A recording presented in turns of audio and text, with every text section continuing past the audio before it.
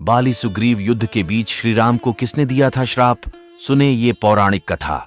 रामायण में माता सीता के अपहरण और भगवान श्री राम के लंका पर विजय प्राप्त करने के बाद अयोध्या लौटने का उल्लेख मिलता है, लेकिन एक अप्सरा के श्राप के कारण श्री राम को फिर से माता सीता से अलग होना पड़ता है। रामायण में मर्यादा पुरुषोत्तम भगवान श्री राम से जुड़े कई किस्से कहानियां पढ़ने व सुनने को मिलते हैं।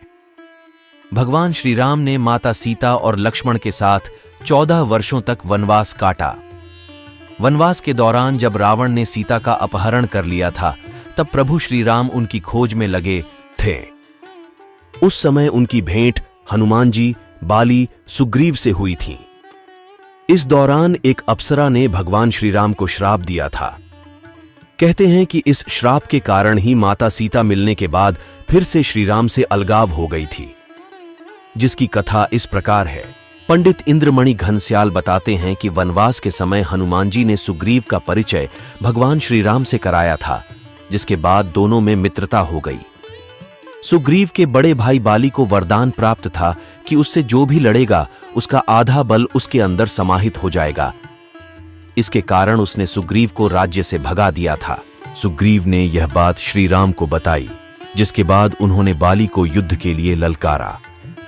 श्री राम के आश्वासन पर सुग्रीव बाली से लड़ने पहुंच गए। उधर बाली भी युद्ध के लिए आ पहुंचा। दोनों के बीच गदा युद्ध शुरू हो गया। इसी बीच श्री राम ने बाली पर बाण छोड़ दिया, जिससे उसकी मृत्यु हो गई। बाली की मृत्यु की सूचना उसकी पत्नी तारा को मिली।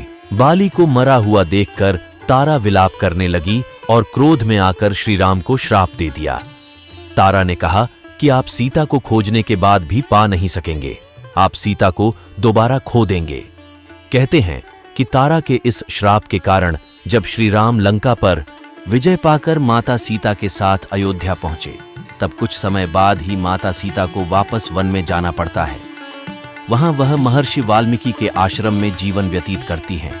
दोस्तों, कैसे तारा ने भगवान राम को श्राप दिया था, ये तो आप लोगों ने इस कहानी पर सुन चुके हैं। अगर आप लोगों को ये कहानी अच्छा लगा है तो एक लाइक जरूर करना और कमेंट में जय श्री राम जरूर लिखना। दोस्तों, ऐसा ही पौराणिक कथा सुनने के लिए जो मेरे चैनल पर नए हैं, कृपया जल्दी से मेरे चैनल को सब्सक्राइब कर देना। धन्यवाद दोस्तों।